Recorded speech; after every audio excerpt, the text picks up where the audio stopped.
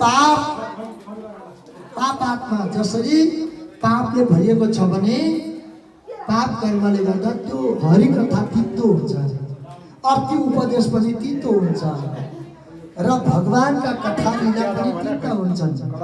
त्यसैले गर्दा पूर्व जन्मको पुण्यले आज हामीलाई यो सत्सङ्गको अवसर मिलेको छ।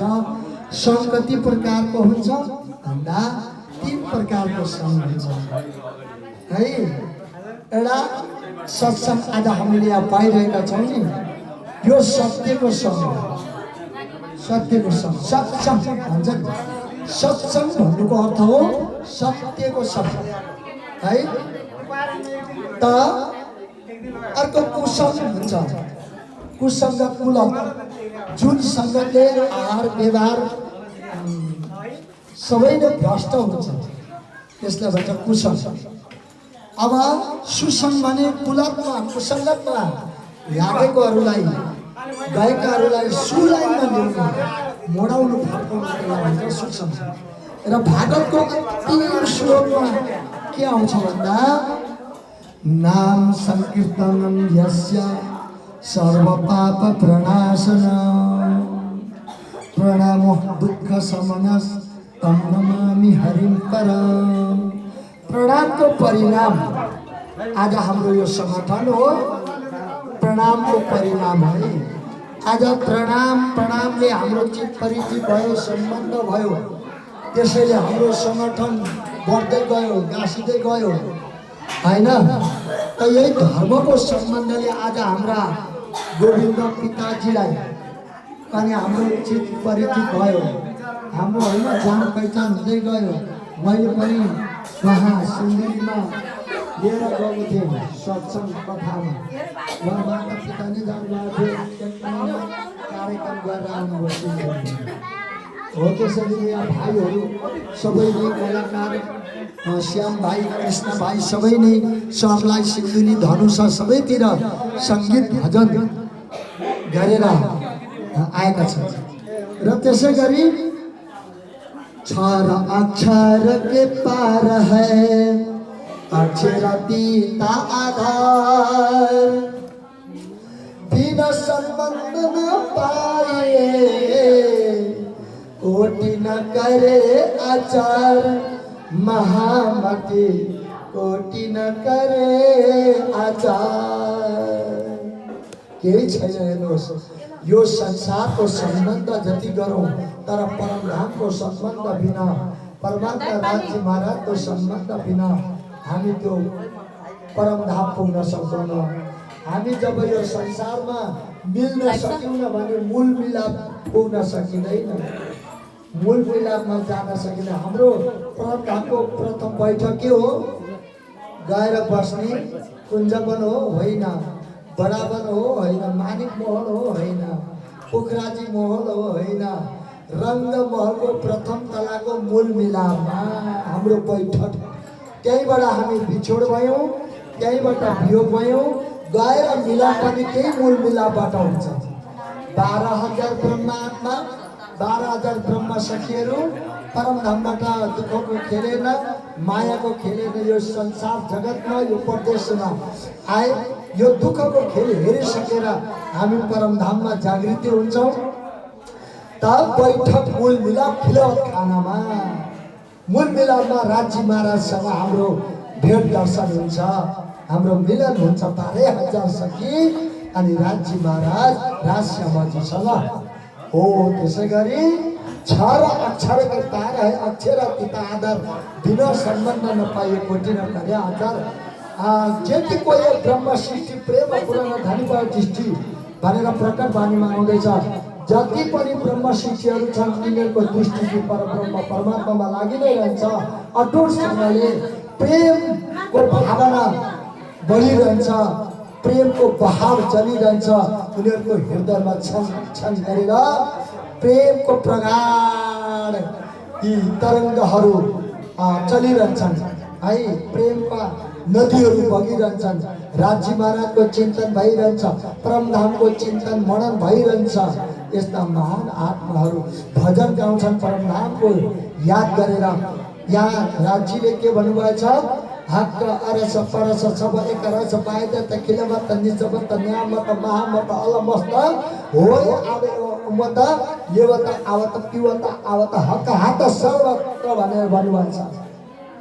हक अरस परस हामी भजन गाउँदा परमात्मासँग अरस परस अनि सेवा पूजा गर्दा परमात्मासँग अरस परस अनि कुनै पनि हामी काम कार्य गर्छौँ त्यो पनि अरस परस भइरहनु पर्यो क्या। ध्यान गर्दा परमात्मा श्रीराजीसँग हाम्रो अरस परस हुँदछ।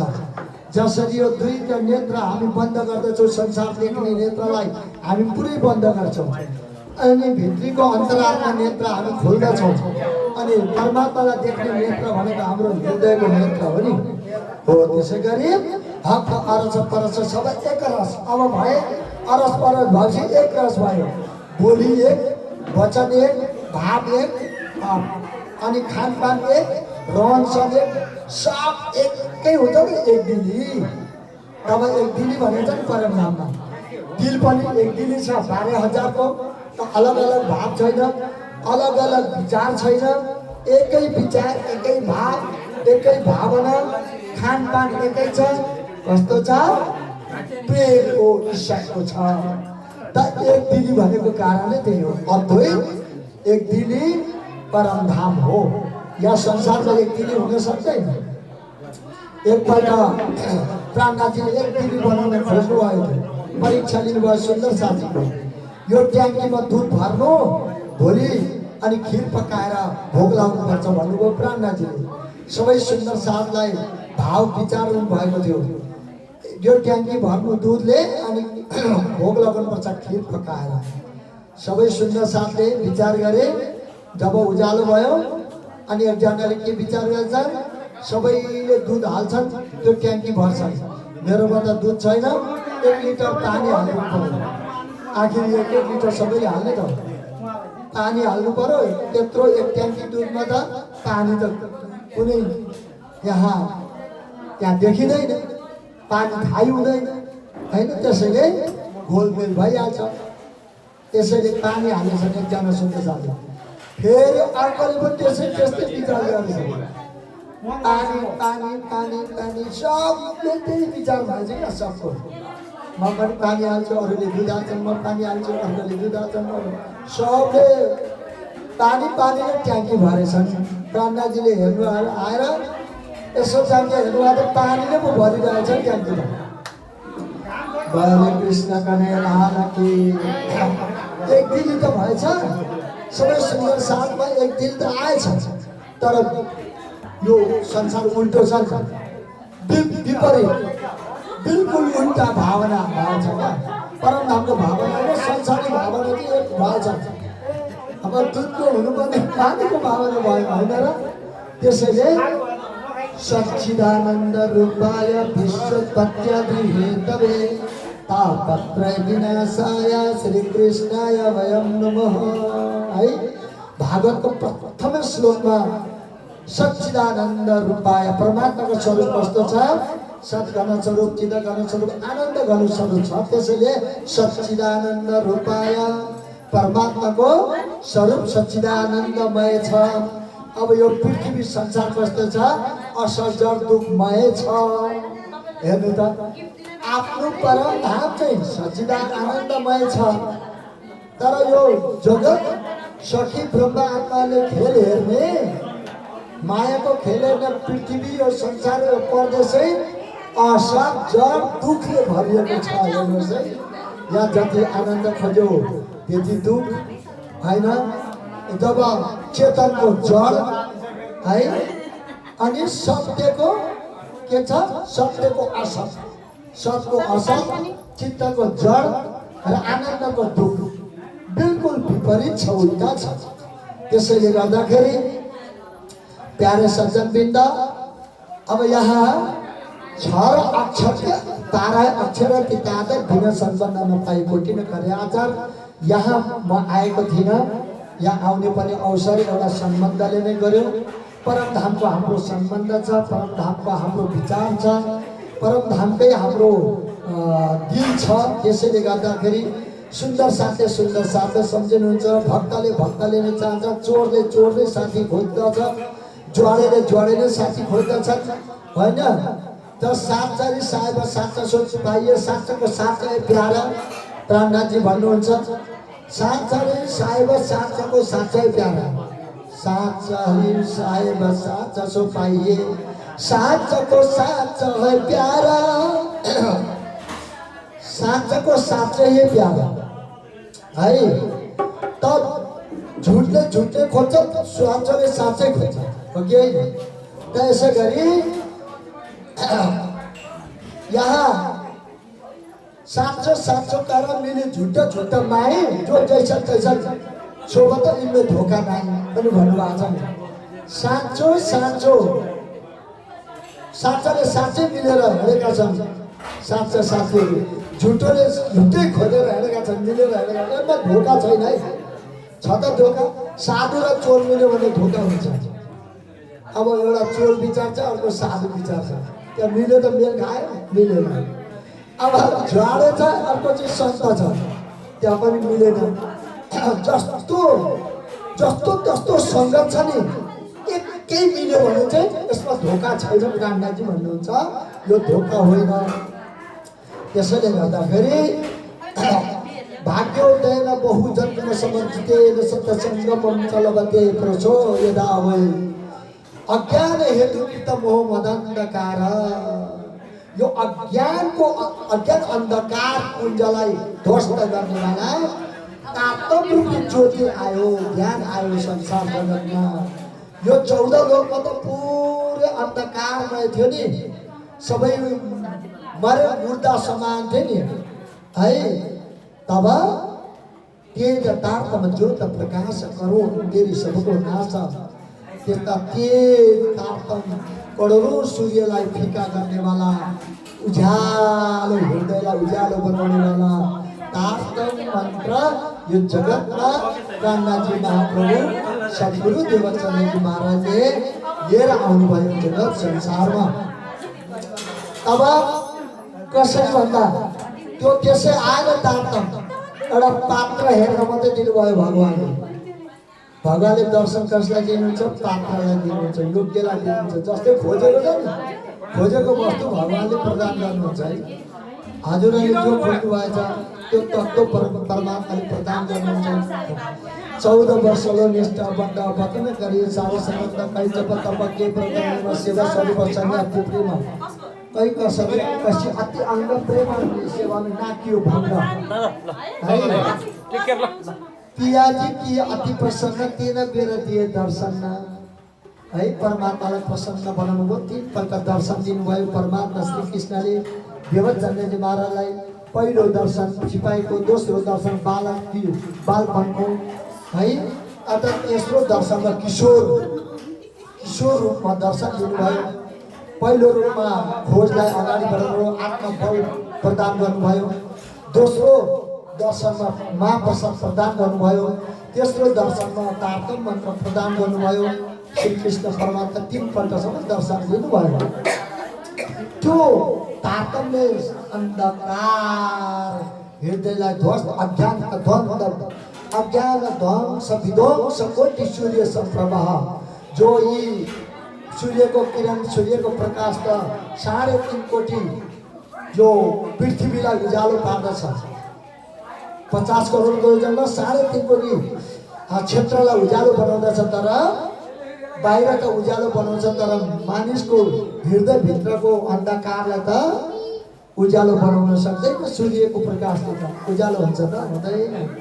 हृदयको अन्धकार हटाउने र हृदयलाई उज्यालो बनाउनेवाला त ब्रह्म ज्ञानकै आवश्यकता पर्छ, तारतम ज्योतिकै आवश्यकता पर्छ, तारतम ज्ञानकै आवश्यकता पर्दछ। त्यसैले अज्ञान त ध्वंस विध्वंस कोटि सूर्य संप्रभा। हजुरले यस्ता तेज ज्योति, ज्ञान ज्योति लिएर आउनुभयो। मलाई परमात्मा श्री कृष्णको दिव्य लीला रस पान गराई मेरो यो एकदम सुकौरो कान, मेरा श्रवण बेला सुक्खा भएको छ है, मरुभूमि समान भएको छ। यसलाई रसाइदिनुहोस्, भागवतको अमृत पान गराई मेरो श्रवणलाई रसाइदिनुहोस् भनेर सुतजी महाराजले सौनकजीलाई यसरी यो दिव्य कथा श्रवण गराउनुहुन्छ। यसै गरी पूर्व जन्मको पुण्यले सत्सङ्गको अवसर मिल्यो। सत्सङ्गमा सन्त गुरुजनहरूको समागम हुन्छ। सन्त गुरुजनहरूको ज्ञान बाणीले हाम्रो सारा पाप धुइन्छ अनि हाम्रो भाग्य उदय हुन्छ अनि श्रद्धा प्रेम भक्तिको प्रकट हुँदछ। त्यसैले पूर्व जन्मको पुण्य नै चाहिन्छ। हेर्नुहोस्, धनले होइन, धन त कति कमाउँछन्। धनुनेको मन छैन, मनुनेको धन छैन। धनुनेको मन छैन, मनुनेको धन छैन। धन पनि भएको मन पनि भएको सबैतिर पाइँदैन। धन पनि भएको मन पनि भएको सबैतिर पाइँदैन। धनुनेको मन छैन, मनुनेको धन छैन। धनुनेको मन छैन, मनुनेको धन छैन। धन पनि भएको मन पनि भएको सबैतिर पाइँदैन। धन पनि भएको सबैतिर पाइँदैन। धन पनि भएको मन पनि भएको सबैतिर पाइँदैन। धन पनि भएको मन पनि भएको सबैतिर पाइँदैन। बोले श्री कृष्ण कन्हैया के। धन त छन्, धेरै धन छ होइन। सुता दारा और लक्ष्मी सब काउटे हुए, संत समागम प्रभु कथा जगमे दुर्लभ हुए। अब धन दौलत त पापीको घरमा पनि हुन्छ, सन्तान पनि पापीको घरमा पनि हुन्छ। तर संत समागम र प्रभुको कथा जो कोही जहाँ टाइम पाउन सकिन्न। यो त पुण्य भागले मात्रै मिल्दछ है सज्जनवृन्द। त्यसैले धन हुनेको मन छैन।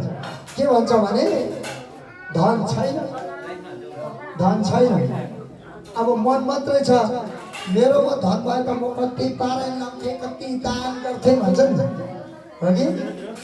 अब धन छैन, पारायण पनि लाउन सक्दैन, अब दान पनि गर्न सक्दैन। अब मन त छ, धन छैन। फेरि धन त छ, धन हुनेको मन छैन। फेरि अब मन छैन, धन चाहिँ कि आगोमा जान्छ, कि पानीले बगाउँछ, कि मुसाले काटिदिन्छ। एउटाको कति 70 लाख मुसाले काटेर ध्वस्त बनाएर ल्याउँथ्यो फेसबुकमा है। त त्यो कुनै सदुपयोगको धन होइन, किनभने उसको धन सदुपयोगमा लाग्नै थिएन, पुण्य कार्यमा लाग्ने नै थिएन, लाउने नै थिएन। त्यसको धन जसरी खेताबाईले कमाएका थिए 25 वर्ष अरबमा गएर सद्गुरु देवचन्द्रले भन्नुभयो, जाऊ मेराज। त्यो खेताबाईले धेरै धन कमायो होला, धन रुपियाँ लिएर आऊ, धर्ममा खर्च गरेर धर्म जागनी पनि हुन्छ, धर्मको प्रचार हुन्छ, धनको आवश्यकता पर्छ। उसलाई लिएर आऊ अनि धन पनि जति कमाएको छ लिएर आऊ। प्राणजी जानुभयो, कुरा राख्नुभयो, देवचन्द्रजीको बानी सुनाउनु भयो। एहे, मेरो धन त धर्ममा लाग्नेवाला छैन भने खेताबाईले 2 नम्बरीबाट कमाएको धन हो। त्यसैले कि आगोमा जान्छ कि पानीमा जान्छ कि चाहिँ सरकारमा जान्छ भन्ने, मेरो धन धर्ममा लाग्दैन हो। त्यसैले गर्दा सत्यको धन मात्र परमात्माले लिनुहुन्छ, असत्यको धन कहिले भगवान् प्रभुले लिनुहुन्न। एउटा के कारण पनि पर्दो रहेछ भने नि, अब पुण्य त छ, उसले सत्यबाट कमाएको धन छ कि, तर उसलाई कहिले दान गर्न जुरेन छ। एउटालाई दान गर्न जुट्दैन, कहिले मन्दिरमा जान जुट्दैन, पारायण लाउँ भनेको नि पुग्दैन।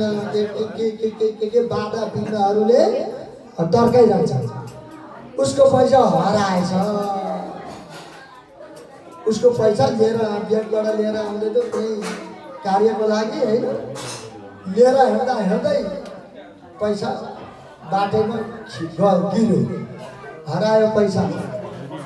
अनि यस्तै एकजना सत्य साधुले भेटेछ त्यो पैसा।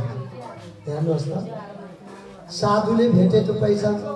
अनि यो पैसा त कहाँबाट हो के हो भन्दा अब खोजी गरेछ देउला भने साधु। अनि खोजी गरेछ देउला, तर कहाँ त्यो बेला द मोबाइलको सिस्टम थियो, युग थियो, कहीँ केहीबाट पनि पत्तो लागेन। खोजी गऱ्यो कहीँ। साधुले कसको पैसा हो, यो त पैसा मैले चलाउनु हुँदैन भनेर के गरेछ, त्यो पैसाले एउटा मन्दिर बनाएछ क्या। मन्दिर बनाएछ। साधुलाई पनि चाहियो, त्यो पैसा खर्च थिएन, मन्दिर बनाउने इच्छा थियो साधुलाई।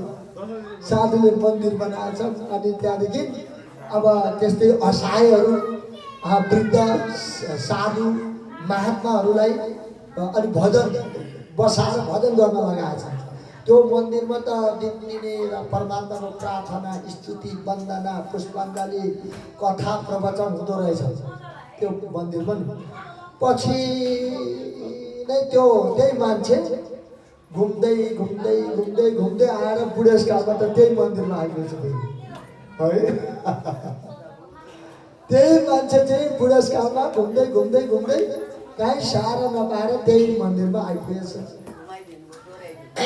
अनि मैले त कहीँ पनि शरण पाइनँ, कहीँ पनि मैले बस्ने ठाउँ पाइनँ, मैले सहारा पाइनँ।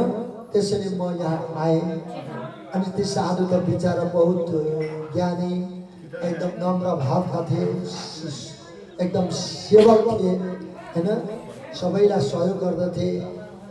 अनि उनले भने ओहो कहीँ सहारा पायो न भने तिमी यहीँ बस भजन गर्नु है, तर भजन गर्नु हो। अनि के भएछ भन्दा बस्दै गयो होइन, बस्दै भजन गर्नु भने चाहिँ उसलाई आउँदैन भजन, केही न केही धर्मै थाहा छैन। अब बस्दै गए, सिक्दै गए नि। अब बस त्यही सङ्गतमा पऱ्यो भने त सिकिन्छ नि त। अब ज्वाडेको साथमा बस्यो भने त तास खेल्न सिकिन्छ, तास खेल्न सिक्दछ।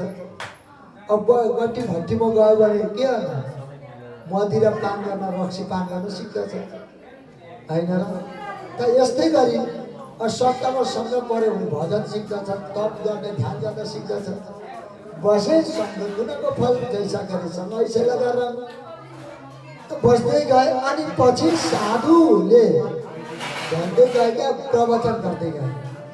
प्रवचनमा यही कथाहरू निकालेका हुँदैन। यो मन्दिर मैले बनाउन सक्ने थिइनँ भने, यो मन्दिर मैले बनाउन सक्ने थिइनँ, तर मैले एकजनाले कसैले पैसा खसाएछ, बिटो, पैसाको बिटो, त्यो भेटाएको पैसाद्वारा यो मन्दिर बनाएँ मैले है। त्यो कथामा निक्ल्यो प्रसङ्ग। अनि त्यो पैसाले यो मन्दिर बना आज कति राम्रो भयो। बिचारा जसको पैसा थियो त्यसको बहुत ठुलो धर्म भयो, सदुपयोग भयो, त्यसलाई ठुलो गुण पुण्य मिल्यो भनेर महात्माजीले प्रवचनमा भन्नुभयो। आहा, उसलाई त बडा आनन्द आएछ। ओहो पैसा भेटाएको पैसाले यो बनेको, मेरो पनि हराएको थियो पैसा भन्ने त्यसलाई सम्झना आएछ क्या। बा त्यही पैसाले पो यो बनेको हो कि भनेर उसले त्यो कल्पना गरेछ। अनि पछि कथा पुरा भयो। कथा सकिएपछि, समापन भएपछि गुरु महात्मासँग एकछिन यसो बात भयो है। तब बात चल्दै जाँदाखेरि हजुरले भेटाएको पैसा भन्नुभयो, कुन ठाउँमा भेटाउनु भएको थियो, अनि त्यो भेटाएको पैसाले यत्रो महल बनाउनु पुग्यो त भने मैले त्यो एउटा माध्यम भयो त, थपथाप त उयो भयो। तर प्रथम माध्यम चाहिँ त्यही भेटाएको पैसाले ठुलो मेरो गुण भयो। त्यसको त्यही कारणले मैले मन्दिर बनाउनु मलाई हिम्मत आयो, आँट आयो। तर जसको पैसा थियो उसलाई ठुलो धर्म भयो। महात्माले भने कि त पुरा आँसु बगाएर रुन लागे। ओहो, अब उसले भेटाए, मेरो पैसा हो त भनेन, तर रुन थाल्यो।